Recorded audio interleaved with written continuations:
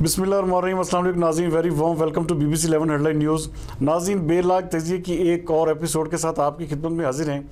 मेरे साथ as usual मौजूद हैं पाकिस्तान की सहाफ़त की दुनिया का एक बड़ा नाम कमर उस्मान भट्ट साहब। उनको मैं वेलकम करूँगा। कैसे हैं कमर साहब, आप ठीक ठाक हैं? और उनके साथ हमारे दूसरे जो साथी हैं वो मौजूद हैं तनवीर बेताब साहब, जो कि अदब की दुनिया में एक मुनफरिद मुकाम रखते हैं। तनवीर बेताब साहब, आपको भी वेलकम करूँगा। कैसे हैं आप, ठीक ठाक हैं? बहुत शुक्रिया जनाब। सबसे पहले कमर भट्ट साहब, मैं आपकी तरफ आऊँगा। यहाँ पे जिसे कहते हैं पाकिस्तान में जो अपोजिशन पार्टियाँ थी वो बिल्कुल खामोश बैठी हुई थी, लेकिन यकदम फिर नवाज शरीफ को जो उठा के लाइमलाइट में लाया जा रहा है। नवाज शरीफ की रिपोर्ट्स यहाँ पे क्या थी, वहाँ पे क्या हो गई। पहले पंजाब हुकूमत उसको इजाज़त देती है, अब पंजाब हुकूमत मुखालफत कर रही है। इस सारे सिनेरियो को किस नज़र से देखेंगे आप? जी तो साहब, जैसा कि आपने आगाज़ में ये कहा है कि अपोजिशन खामोश नज़र आ रही है, तो मैं तो जो मौजूदा हालात नज़र आ रहे हैं, जिस तरह गवर्नमेंट जो हुकूमती माहिदीन हैं, वज़रा हैं, उनके इक़दाम हैं, या वज़ीर आज़म जिस तरीके से जो बिहेव कर रहे हैं, उस लिहाज से तो यही नज़र आ रहा है कि अगर अपोजिशन जो आइनी और कानूनी तौर पर जो पार्लियामेंट में अपोजिशन होती है वो अगर चुप है, तो ये जो हुकूमती जमात है ये खुद ही अपनी अपोजिशन बन चुकी है।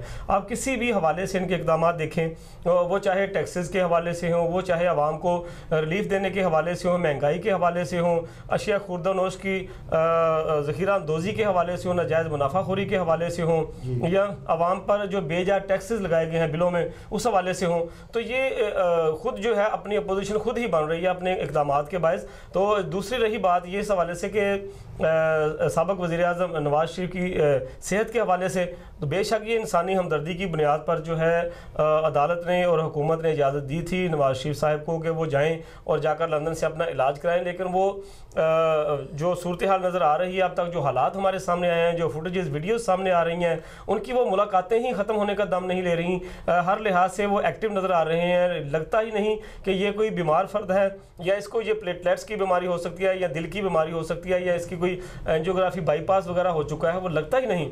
तो वो माशाल्लाह हटे कटे होटलिंग कर रहे हैं, ख़रीदारी कर रहे हैं बड़े बड़े स्टोर्स पर जाकर, और तमाम किस्म की जो सियासी मीटिंग जो यहाँ पर अगर मुल्क में होते तो यहाँ पर करते, लेकिन वो वहाँ पर अब जो बैरून मुल्क बैठ के जो मीटिंग्स हो रही हैं हुकूमत को गिराने के हवाले से, -1 के हवाले से कभी, तो ये तमाम जो चीज़ें हैं ये ज़ाहरी तौर पर तो ये नज़र आ रहा है कि नवाज शरीफ को बज़ाहिर किसी किस्म की कोई बीमारी लाहक नहीं है। बीमारी अगर है, जो उनके मुखालफिन कहते हैं, जो हुक्मरान जमात के जो माहिदीन कहते हैं, उनको नवाज शरीफ को सिर्फ यही बीमारी है कि वो इक़्तिदार में नहीं है। सिर्फ इक़्तिदार की बीमारी है, इक़्तिदार मिल जाए तो वो तंदुरुस्त हो जाएंगे, इक़्तिदार से बाहर होंगे तो उनको कोई ना कोई वायरस, कोई ना कोई उनके जो प्लेटलेट्स इक़्तिदार की बीमारी। कमर उस्मान भट्ट साहब, आप वो कह रहे हैं कि ये एक महज जो है नवाज शरीफ की बीमारी जो है वो कोई हकीकत नहीं है, बल्कि महज एक सियासी स्टंट है, उससे बढ़कर कुछ नहीं। तनवीर साहब, ये सियासी स्टंट कह दिया कमर उस्मान भट्ट साहब ने। यहाँ पे तो जिसे कहते हैं कि टोटल उन्होंने मुकम्मल तौर पे नवाज शरीफ को जो है पूरी की पूरी जिसे कहते हैं कि नून लीग को मोर्दे इल्ज़ाम ठहरा दिया। क्या कहेंगे आप उनकी सेहत के हवाले से? क्या ये जो पंजाब हुकूमत कर रही है, जो उनकी ज़मानत की जो मुखालफत कर रही है, आप किस नज़र से इसको देखते हैं? देखिए जी, ये भट्ट साहब जो बात कर रहे हैं ना, ये बिल्कुल गलत है। भट्ट साहब पार्शल हो रहे हैं गवर्नमेंट के साथ। भट्ट साहब गवर्नमेंट का जो स्टैंड है वो बयान कर रहे हैं कि गवर्नमेंट क्या कहती है। अब जो गवर्नमेंट कहती है वो कोई हरफ आखिर नहीं है। देखिए, इस गवर्नमेंट का तो हर चैलेंज लूट रहा है। नवाज शरीफ बीमार हैं, इसमें कोई शक वाली बात नहीं है। यहाँ पे थे, आपने देखा, हॉस्पिटलाइज थे, उनके प्लेटलेट्स कम हो रहे थे, इनसे काबू नहीं आ रहे थे हालात इनके, तो उनको इन्होंने मजबूरन इजाज़त दी जाने की। तो अब वहाँ भी वो बीमार हैं। अच्छा, ये कहा जा रहा है ये हॉस्पिटल में क्यों नहीं है? भाई उन्होंने वो सारे इंतजाम अपने घर में कर लिए हैं। वहाँ पे जो हुसैन का घर है वहाँ पे तमाम इंतजाम कर लिए गए हैं, तो वहाँ पे वो उनको देखभाल की जा रही है। हॉस्पिटल तब होंगे जब उनका ऑपरेट करना पड़ेगा, जब उनको ऑपरेशन के लिए किसी हॉस्पिटल में दाखिल करवाना पड़ेगा, वो दाखिल होंगे। लेकिन अभी जो है उनकी सिर्फ केयर करनी है, और केयर करने के लिए उन्होंने तमाम तर इंतजाम यहाँ भी उन्होंने किए थे। फैसलाबाद में, लाहौर में आपको याद होगा, जब वो उनको बेल मिली है तो तमाम तर इंतजाम जो थे, वो जो इनका घर है रायवंड वाला, वहाँ पे तमाम इंतजाम कर दिए गए थे। वो कतई तौर पे हॉस्पिटल नहीं दाखिल हुए थे। तो ये इंतजाम वहाँ यहाँ थे तो बहुत बेहतर हो गए हैं। वो बीमार लेकिन हैं। अच्छा, अगर बात करते हैं आप कि वो ड्रामा कर रहे हैं, तो भाई फिर मैं आपको याद दिलाना चाहूँगा, जब इनकी बेगम कलथूम नवाज बीमार हुई थी तब भी ऐसी बातें की गई थी। हमारे सियासतदानों ने भी ऐसे बातें की थी, हमारे साफी भाइयों ने भी ऐसे बातें की थी, टॉक शो पे करवाए गए थे, उसको ड्रामा करार दिया गया था। और फिर क्या हुआ, नतीजा क्या निकला? नवाज शरीफ वापस आए, मरियम वापस आई, अपने आप को पेश किया कानून के सामने, जेल गए और इसी दौरान डेथ हो गई उनकी, कलथूम नवाज की डेथ हो गई। बिल्कुल सही, कितना अफसोसनाक खाना होगा। फिर बताइए, ये देखें कि वो मामला और था, नवाज शरीफ की सेहत का मामला और है, मोहतरमा कुलसूम नवाज की सेहत का मामला और था। ये तो इसको सियासी तौर पर जो है इस्तेमाल किया जा रहा है कि अदालत में से भी झूठ बोल के गए हैं। अगर जैसा कि आप फरमा रहे हैं कि वो इस वक्त जो है उनको घर पे ही इंतजाम कर लिया गया है, उनके तमाम जो चेक करने के हवाले से, तो जब ऑपरेशन होगा तब वो हॉस्पिटल जाएंगे। तो ये काम जो है ये अदालत में पहले बताया जा सकता था, पहले वहाँ पर इंतजाम किया जाता लंदन में, उसके बाद वो जाते तो बेहतर था कि वो पहले अदालत से झूठ बोलकर वो यहाँ से मुल्क से फरार हो गए हैं। और अब जो है वहाँ पर जाकर जी जब ऑपरेशन होगा, मैं पार्शल नहीं हो रहा, देखिए मैंने पहले बताया कि मौजूदा हुकूमत खुद अपनी जो है वो अपोजिशन बन चुकी है। रिपोर्टों में बात हुई है, देखें रिपोर्टों में बात हुई है, रिपोर्टें पेश की गई हैं, रिपोर्टें पंजाब असेंबली को भी पेश की गई थी, उनकी जो स्पेशल कमेटी थी उनको भी पेश की गई थी, पंजाब गवर्नमेंट को भी पेश की गई हैं, उनका बोर्ड यहाँ पे बना हुआ था, बोर्ड को पेश की गई हैं, उसके बाद इजाज़त दी गई है, सिर्फ उनके कहने पर इजाज़त नहीं दे दी गई। बट सर यहाँ पे बिल्कुल तनवीर साहब का पॉइंट तो बड़ा वैलिड बनता है कि अगर पंजाब हुकूमत पहले इजाजत दे रही है, रिपोर्ट्स को देख के उसी बेस पे फैसला किया ना पंजाब हुकूमत ने, अब पंजाब हुकूमत कह रही है कि हम उनकी जमानत को जो एक्सटेंशन नहीं देते, तो कहाँ पे खड़ी है ये हुकूमत? ये पहले ठीक थी या अब ठीक है? देखें जतोई साहब, ये पहले भी इस हवाले से हम बात कर चुके हैं, इस हवाले से कि ये तमाम जो है नवाज शरीफ का मुल्क से बाहर जाना इलाज की आड़ में, ये एक मुकम्मल जो है ना एक स्टेज ड्रामा है। ये इसका पहले से स्क्रिप्ट तैयार किया गया, जिसके बाद स्क्रिप्ट तैयार तो फिर इमरान खान साहब ने किया होगा ना? जो भी है, जिसने भी किया है वो जाहिर बात है हुकूमत की मर्जी से, रजामंदी से, इमरान खान की रजामंदी से सारा कुछ हुआ है, उसके अलावा कुछ नहीं हुआ। लेकिन जो चीज़ ये है कि अभी वक्त आने पर बहुत सारी चीज़ें जो खुलेंगी, मंजर आम पर आएंगी, पता चलेगा क्या डील हुई है। अभी तो हुकूमत और अपोजिशन जो है, मुस्लिम लीग नून के जो माहिदीन है, वो किसी भी डील से इनकार कर रहे हैं, लेकिन अंदरूनी खाना बहुत कुछ हो चुका है, हो रहा है और होता रहेगा। ये वक्त आने पर खुलेगा। जैसे पहले नवाज शरीफ साहब जो है मुशर्रफ दौर में एनओरो करके सऊदी अरब भाग गए थे, 10 साल तक वो इनकार करते रहे कि डील नहीं हुई। 10 साल के बाद उन्होंने इंकशाफ कर दिया, खुद ही अपनी बात जो है वो गलत साबित कर दी, झूठ साबित कर दी खुद ही, जी डील करके गए थे।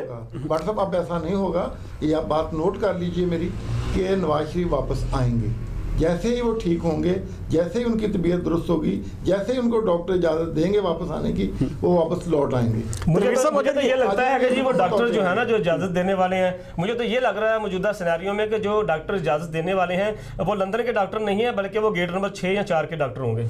अच्छा तनवीर साहब, इसका मतलब ये देखें व्हाट्सएप, जैसे पहले इमरान खान साहब कह रहे थे कि मैं NRO नहीं दूंगा, मैं NRO नहीं दूंगा, ये गर्दान अलापते अलापते इमरान खान साहब, जो इसका मतलब है सारा कुछ करवाया तो उन्होंने है, तो फिर कहाँ पे खड़ी है हुकूमत? कौन सी क्रेडिबिलिटी, कहाँ का ये इंसाफ, कहाँ की ये बातें? सिर्फ अपनी यूथ को या वोटर्स को राम करने की कोशिश। हुकूमत जो है ना बदतरीन इंतकाम ले रही है। आप देखें मुस्लिम लीग के तमाम रहनुमाओं के खिलाफ इन्होंने झूठे मुकदमात कायम किए, नीब में केसेस बनाए, कोई एक केस भी साबित नहीं हुआ। अब देखें कल ही अभी हाई कोर्ट ने शाह खान आबासी की जमानत भी ले ली है, आसन इकबाल की जमानत भी ले ली है, इसी तरह बाकी लीडर भी एक एक करके जमानत पे सारे बाहर आ गए हैं। अगर सच्चाई होती तो अदालत इनकी जमानत क्यों लेती, ये वापस क्यों आते? और यही बात नवाज शरीफ पे भी कोई अभी तक जुर्म साबित तो कोई भी जुर्म नहीं हुआ। जितने इल्ज़ाम उन पे लगाए गए थे पनामा केस में, कौन सा जुर्म साबित हुआ है? कोई एक जुर्म भी साबित नहीं हुआ।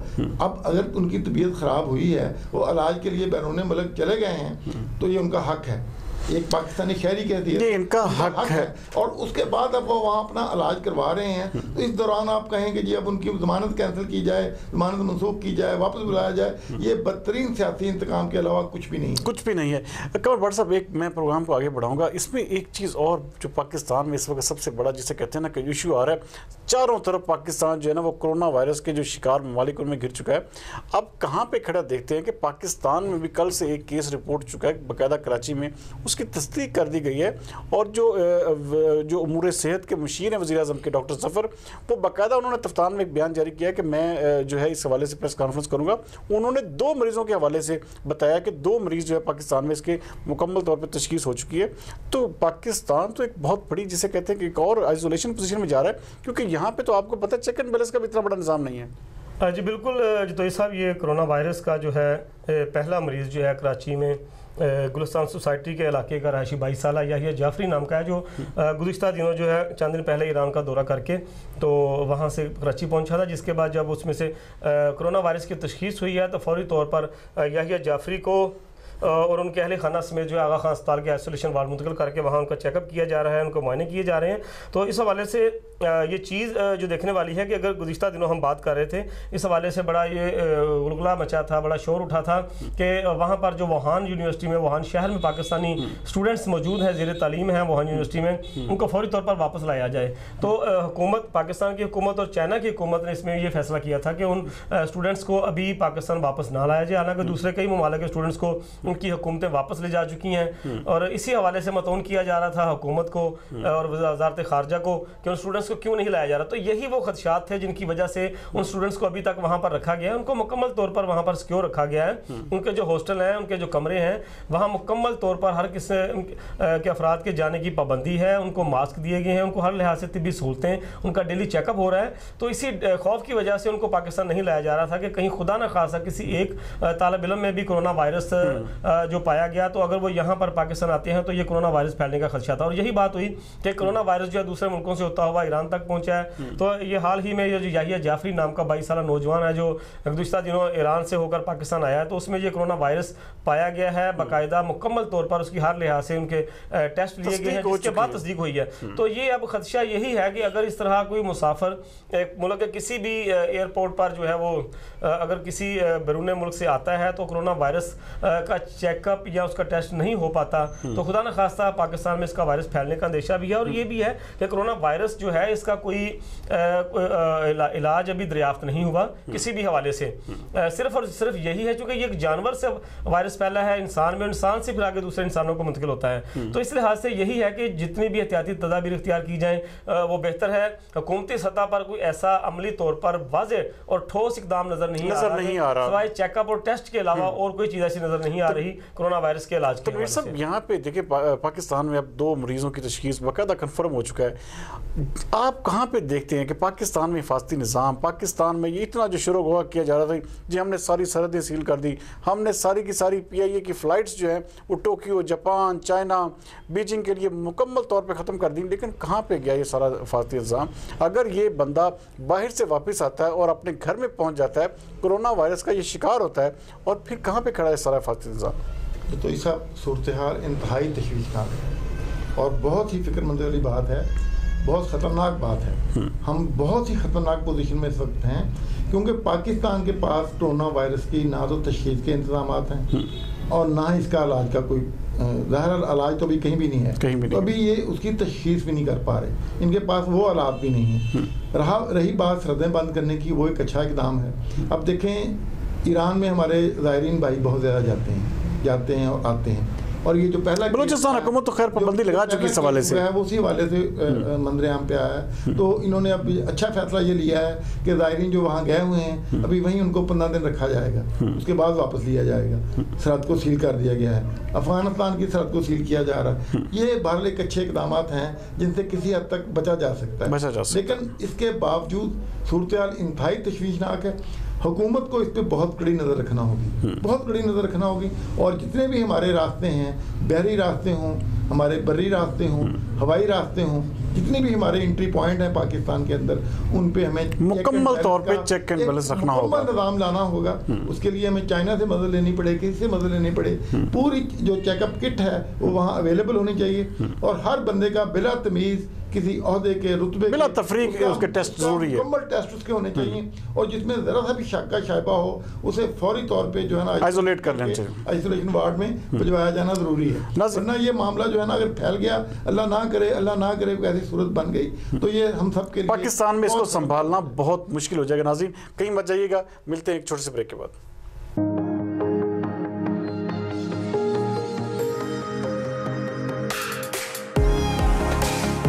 मेरा विजन हमेशा मुझे दूसरों से आगे रखता है। जहां सब कहते हैं अब कोई रास्ता नहीं, मेरा रास्ता वहीं से शुरू होता है। आवाजें वही हैं जो सबको सुनाई देती हैं, लेकिन मेरी धुन अलग है क्योंकि मुझे बनाता है limitless.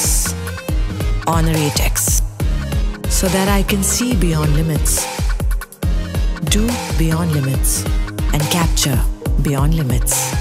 Honor 8X, live beyond limits. Welcome back नाज़रीन, जैसे कि बड़ी इस हवाले से जो सैर हासिल गुफ्तगू आपने सुनी कि कोरोना वायरस जो है किस तरह पाकिस्तान में जो है फैलता जा रहा है और ये आगे आने वाले दिनों में कितना नुकसानदेह साबित हो सकता है। प्रोग्राम से आगे बढ़ेंगे। मैं कमर भट्ट साहब, पंजाब हुकूमत एक अजीब से टैक्स का नफाज कर दिया। पाकिस्तान में पहले ही कारोबारी सरगर्मियाँ बिल्कुल मान पड़ चुकी हैं। अब शिपिंग इंडस्ट्री प्लस आपके जो ड्राई पोर्ट्स हैं, पंजाब में 3 ड्राई पोर्ट्स हैं, सियालकोट, फैसलाबाद, लाहौर, तीनों की तीनों मुकम्मल तौर पर बंद पड़ी हैं। एक अजीब से टैक्स का नफाज कर दिया गया जिससे ना माल का कोई आमद का पता चल रहा है ना जामद का। ये कहाँ पे ले जा रहा है पंजाब अपने आप को कि बिल्कुल आइसोलेट कर दिया इन्होंने, मुकम्मल तौर पर शिपिंग इंडस्ट्री बंद कर दी है।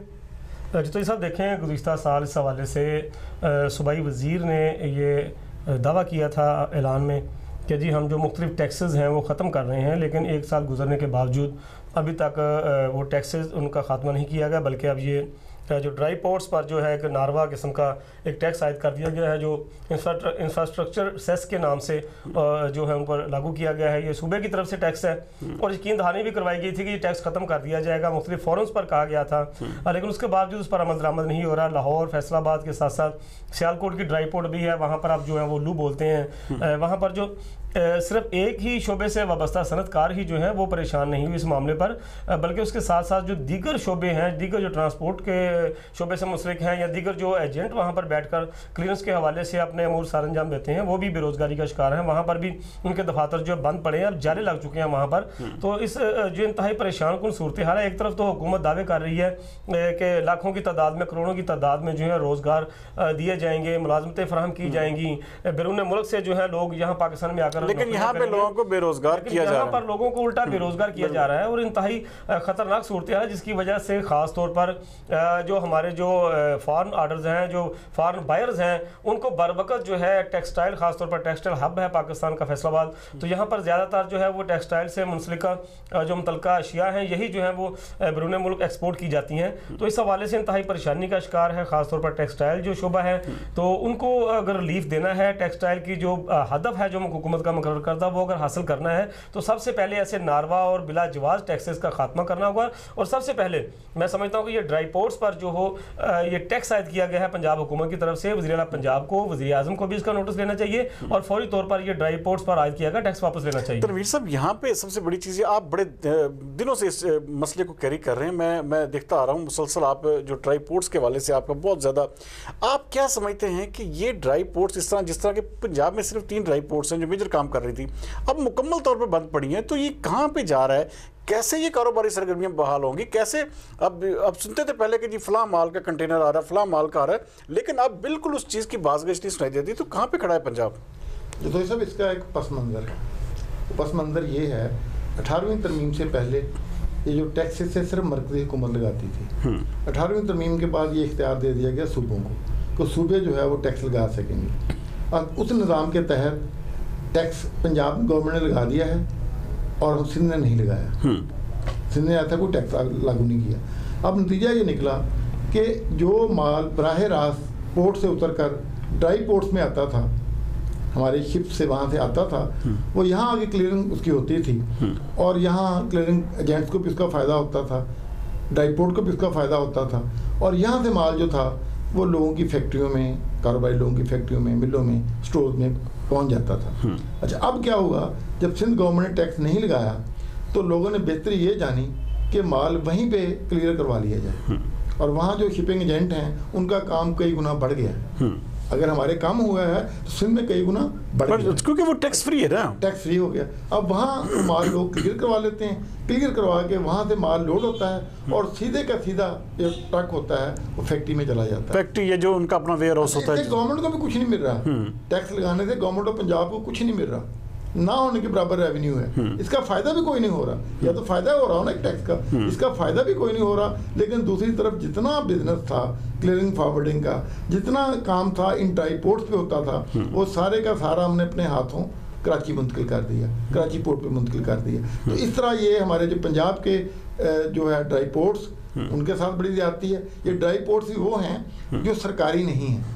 ये तीनों के तीनों चैम्बर ऑफ कॉमर्स ने बनवाई थी और इसको हमारे जो कारोबारी हजरात हैं वही इसको चला रहे हैं, वही इसके चेयरमैन हैं, वही इसके बोर्ड ऑफ डायरेक्टर के मेंबर हैं और यहीं से उन्होंने रेवेन्यू जनरेट करना होता है इसको चलाने के लिए। तो इस वजह से हमारी पंजाब की ये तीनों के तीनों जो हैं पोर्ट्स बंद पड़ी हैं, ये बंद पड़ी हैं और ये अगर यही सूरत आ रही तो ये बिल्कुल ख़त्म हो जाएंगी और ये एक बड़ी सहूलत जो है यहाँ से माल भिजवाने की और आने की वो बिल्कुल आइंदा के लिए मुश्किल ख़त्म हो जाएगी। अब ज़रूरत इस बात की है कि जो टैक्स है इसको बिल्कुल ख़त्म कर दिया जाए। ये बिल्कुल एक नारवा टैक्स है, इसका कोई फ़ायदा नहीं है, गवर्नमेंट को इसकी कोई इनकम नहीं है, इसको ख़त्म कर दिया जाए। अच्छा, दूसरी बात ये कि अगर फ़र्ज़ करें ये टैक्स लगाना ज़रूरी ही है, हुकूमत पंजाब समझती है टैक्स लगाना ज़रूरी है, तो फिर टैक्स ड्राई पोर्ट्स पे ना लगाया जाए बल्कि टैक्स लगाया जाए जहाँ से पंजाब की सरहद शुरू होती है, वहाँ पे हमारी जो है ना वो बनी हुई टैक्स पोस्ट बनी हो, वहाँ पे टैक्स लागू किया जाए, वहाँ से टैक्स लेके इसको पंजाब में माल को लाया जाए, गवर्नमेंट को टैक्स भी मिलेगा और हमारी पोर्ट्स भी बर्बाद नहीं होंगी। ये इसका हल है, तो इसको गवर्नमेंट को फौरी इस पे नोटिस लेना चाहिए, नजरअंदाज नहीं करना चाहिए। कमर भट्ट साहब, पंजाब हुकूमत की नहली की दास्तानें ख़त्म नहीं होती। आप देखिए फैसलाबाद में एफडीए की फैसलाबाद डेवलपमेंट अथॉरिटी एक बहुत बड़ा आपको पता इदारा है, इसमें जो सारी की सारी कमेटियां हैं, ये जितने भी एमपीएस या एमएनएस हैं पीटीआई के, उनको जो है उनकी कमेटियों का सरबराह बना दिया गया है। तो कहाँ पे कैसे ये सारे डेवलपर्स, ये सारे बिल्डर्स, ये सारे का सारा जो हम कहते आए हैं, जो हम इल्ज़ाम देते आए हैं दूसरी पार्टियों को, तो अब पाकिस्तान तहरीक इंसाफ अपने ही एमपीएस और एमएनएस को उन्हीं पार्टियों का सरबराह बना रही है जहाँ पे काम हो रहा है। तो कहाँ किस नज़र से देखते हैं सारे केस को आप? जी बिल्कुल, यही चीज़ जो है पूरे मुल्क में इस हवाले से जो है वो चहमगोइयाँ हो रही हैं कि अंधा बांटे रेवड़ियाँ मुल्क अपनों को ही। तो यही सूरत हाल बन रही है कि आप देखें कि कितना अफसोस का ये मुकाम है कि इस वक्त फैसलाबाद में या किसी और भी शहर में पीटीआई के पास अरकान असम्बली के अलावा कोई इस काबिल बंदा ही नहीं है कि जिनको जो मुख्तलिफ जो कमेटियाँ बनाई जा रही हैं उनकी ना सरबराही सौंप कर उनसे काम लिया जाए। अरकान असम्बली जो है वो अपनी लेजिस्लेशन कानून साजी का काम करेंगे, असम्बली में बैठ कर अपने इलाके के मसाइल के हवाले से काम करेंगे या एफडीए में काम करेंगे। अगर उनको एफडीए के कमेटियों को चेयरमैन बनाना ही था तो वो पहले पंजाब असम्बली की जो है रुकनीत से इस्तीफ़ा दें और इस्तीफ़ा देने के बाद आके वो चेयरमैनशिप संभाल लें, तो ये ज़्यादा बेहतर रहेगा। कि एक तरफ तो वो कह रहे हैं कि जी बहुत बर्डन है, बहुत बोझ है, काम नहीं हो पा रहा, तो क्यों वो इतनी कमेटियों की सरबराही भी ले रहे हैं, पंजाब असम्बली की रुकनीत भी पास रख रहे हैं, यानी कि एक सीट पर दो मज़े ले रहे हैं। अब अफसोस का मुकाम ये है कि एमपीए आदिल परवेज़ हैं, एफडीए की जो कमेटियाँ बनाई गई हैं उनमें 2 कमेटियों को चेयरमैन उनको बनाया गया है, जबकि मियाँ वारिस अजीज़ एमपीए जो हैं उनको एफडीए की 3 कमेटियों का चेयरमैन बना दिया गया है। और इसके साथ साथ जो एफडीए सिटी में जो मार्क की लीज पर दी जाएगी, उस मार्क की लीज पर देने के हवाले से जो कमेटी बनाई गई है, मियाँ वारिस अजीज़ को उसका चेयरमैन बनाया गया है। और इसके साथ ये मैं बताता चलूँ यहाँ पर कि ये अरकान असम्बली जितने भी हैं, यहाँ कुछ अर्सा पहले बड़ा एफडीए में शोर मचा था करप्शन का, बेज़ाब्तियों का और मेरिट की खिलाफ वर्जी का।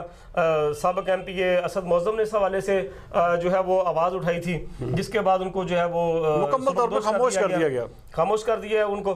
तो वो करप्शन जो थी बेसिकली वो बिल्डर्स के हवाले थी, डेवलपर्स के हवाले से थी कि डेवलपर्स जो हैं बग़ैर वापडा हो, सुई गैस हो, महकमा माहौलियात हो, म्यूनसिपल कॉरपोरेशन हो, एफडीए हो, इन तमाम इदारों से कोई मंजूरी लिए बगैर कॉलोनियों की तमीर शुरू कर रखी थी उन्होंने और वहाँ पे जो है वो तनसीबात भी की जा रही थी गैर कानूनी तौर पर। तो जब इस हवाले से एक्शन लिया गया तो वो डेवलपर्स मुतहद हो गए और उन्होंने असद मौज़म को उस सीट से हटा दिया। तो अब ये जो 2 एमपीएस जिनका जिक्र खैर किया गया है, आदिल परवेज़ और वारिस अजीज़, ये खुद भी डेवलपर्स हैं, उनके कुछ दोस्त जो हैं वो भी कॉलोनियाँ जो हैं वो बना रहे हैं शहर के मुख्तलिफ मकामात पर। तो इस हवाले से अगर देखा जाए तो ये बात क्लियर हो जाती है कि क्यों ये कमेटियाँ बनाने की ज़रूरत पेश आई और क्यों इन कमेटियों का चेयरमैन जो है वो अरकान असम्बली ही को बनाया जा रहा है। क्या म्यूनसिपल का, क्या एफडीए में ऐसे के अफसरान मौजूद नहीं हैं जो टेक्निकल मामलात को समझते हैं और वो टेक्निकल बुनियादों पर ही उनको इन कमेटियों का चेयरमैन बनाया जाए, ना कि मुंतखब अरकान असम्बली जो है उनको बनाया जाए। अरकान असम्बली वो पंजाब असम्बली में जाके अपना काम करें। अगर उनको इतना ही शौक है एफडीए में घुसने का, एफडीए के अमूर संभालने का, तो वो वहाँ से इस्तीफ़ा दे दें और आगे एफडीए का निज़ाम संभालें। तमीर बेताब साहब, ये देखें और तो और क्या कहें कि कंप्लेंट सेल बाकी सारे मामलात पे पाकिस्तान तहरीक इंसाफ अपने जो बिल्कुल मनपसंद आदमी उन्हीं को आगे लेके आ रही है। कहीं पे चले जाएं आपको हर महकमे में कोई ना कोई MP, कोई ना कोई MNA मिलेगा। तो ये सारी सूरत पाकिस्तान तहरीक इंसाफ, जो कि उनका नारा था कि हम जो है किसी भी सूरत में अपनों को नहीं नवाजेंगे, लेकिन नवाजा सिर्फ और सिर्फ पाकिस्तान तहरीक इंसाफ के लोगों को ही जा रहा है। पाकिस्तानियत या जहाँ पे ये सारा सवाल पैदा होता है कि जी हम कहाँ पे खड़े हैं, वो कहाँ पे खड़े हैं, तो ये सारी की सारी वही चीज़ है जो पिछली पार्टियां करती थी। तो सारे सिनेरियो को कहाँ पे समझते, फैसला बाद में खास तौर पे? देखिए जुदैर साहब, जो है ना हमारी तहरीक इंसाफ, ये मान लीजिए कि ये अपने मंशूर से तो मुकम्मल तौर पर यू टर्न ले चुकी है। अपने मंशूर पे तो ये लोग हैं नहीं, और उसके बाद ये वही कुछ कर रहे हैं। पहली जमातों का भी यही वतीरा था। पाकिस्तान पीपल पार्टी की हुकूमत थी, वो अपने लोगों को ले आए थे। मुस्लिम लीग नून की हुकूमत आई, वो अपने लोगों को ले आए। तो ये अदारों में लोगों को लाने का कोई तुक नहीं बनता। यहाँ इनकी कोई ज़रूरत नहीं है। यहाँ पे टेक्निकल लोग बैठे हैं, स्टाफ बैठा है, काम हो रहा है, उस काम को होने दें।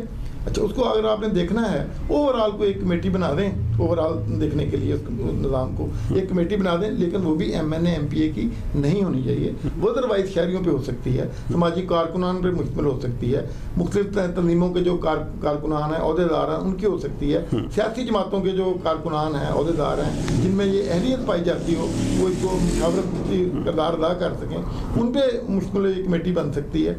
लेकिन ऐसा नहीं किया जा रहा, ना ऐसा किया जा रहा है। लेकिन जो किया जा रहा है, MNA को यहाँ बैठाया जा रहा है, MPA को यहाँ बैठाया जा रहा है, इसके दो नुकसान होंगे। एक, अदारा मुकम्मल तौर पे तबाह हो जाएगा। पहले तबाह हाल है, FD मुकम्मल तौर पे तबाह हो जाएगा। और दूसरी बात, सियासी मुदाखलत से तो अदारे तबाह होते ही होते हैं। और दूसरी बात ये होगी कि जो हमारी पंजाब असम्बली में पहले हाजिरी पूरी नहीं होती, अब पहले लोग वहाँ नहीं जाते, तो ये लोग क्यों जाएंगे? इनको क्या ज़रूरत है जाने की? ये यहाँ बैठेंगे, बस यहाँ बैठ के एंजॉय करेंगे। हालांकि इनका असल काम जो MPA मुंतखब लेजिस्लेशन अदारों में बैठना नहीं है, इनका काम कानून साजी करना है, इनका काम असेंबली में जाना है। लेकिन अगर ये बिल्कुल नहीं जाएंगे, ये इन चक्करों में पड़े रहेंगे, और इसका मकसद छोटे छोटे मफादात हासिल करने के अलावा कुछ नहीं है। और ये बिल्कुल गैर सियासी अमल है, ऐसा नहीं होना चाहिए। कमर भट्ट साहब, पाकिस्तान में पहले कारोबारी हालात नहीं है। ये दूसरे नंबर पे आप देखें कि ये नवाजना अपनी लोगों को अपनी यही पॉलिसियाँ जो हैं, अब देखें ताजर बरादरी जो है फैसलाबाद में मुकम्मल तौर पे इन पॉलिसियों से परेशान है। और ताजर बरादरी जो है वो हड़ताल पे भी है और अपने आप को साइड पे भी रखती है। तो ये सारे का सारा जो चक्कर है, चैम्बर ऑफ कॉमर्स, शॉपकीपर्स, सनतकार, दुकानदार, ये सारे का सारा जिसे कहते हैं, इनके आपस में भी फूट पड़ चुकी है। तो क्या कहाँ पे देखते हैं आप सारे का सारा ये एहतजाज का जो तरीकाकार है, क्या किस नज़र से देख रहे हैं आप इसको? देखें, जैसे अभी पहले बात हुई है कि टैक्सेस के हवाले से कि PTI की गवर्नमेंट ने जब अपना पॉलिसी मंशूर दिया था इलेक्शन से पहले, तो उसमें ये एक वाज़े जो था उनका ऐलान था कि जो मुख्तलिफ़ किस्म के जो बेज या टैक्सेस लगाए गए हैं उनको ख़त्म किया जाएगा सिरे से, या उनमें कमी की जाएगी। तो उस हवाले से कोई हौसला अफजा जो है ना, वो चीज़ें सामने नहीं आ रही। उसका जो वाज़े सबूत जो है अभी सनतकारों और ताजरों का एहतजाजी तहरीक जो शुरू हो चुकी है। कुछ अर्सा पहले गवर्नर पंजाब आए थे फैसलाबाद हंगामी तौर पर आके, तो उन्होंने जो है कोई लॉलीपॉप दे के खामोश करवा दिया था, लेकिन वो अमल नहीं हुआ। जिसके बाद दोबारा जो है गुज़िश्ता दिनों सनतकारों ताजरों ने घंटाघर चौक में एहतजाजी कैंप भी लगाया। गो के उसमें वो दो धड़ों में तकसीम हो गए हैं ये सारा मामला सनतकारों ताजरों का। फैसलाबाद शहर के एक बड़ा जो धड़ा है ताजरों का, अंजुमन ताजरन सिटी और क्लाथ बोर्ड, 160 से ज़ायद ताजर तंजीमें मुख्तलिफ मार्केटों और बाज़ारों की जो अंजुमन ताजरन सिटी के साथ थी, और उन्होंने हड़ताल नहीं की, उन्होंने एहतजाज में भी शमूलियत इख्तियार नहीं की। सिर्फ सनतकार की एक तादाद वहाँ पर आई थी, और वो भी जो अंदरूनी खाना जो इन्फॉर्मेशन जो हम तक पहुँच रही है उनमें ये है कि वो खुद भी एक दूसरे को मतऊन कर रहे हैं कि एक बड़ी तादाद में वहाँ पर लोग जो हैं वो क्यों नहीं आ सके।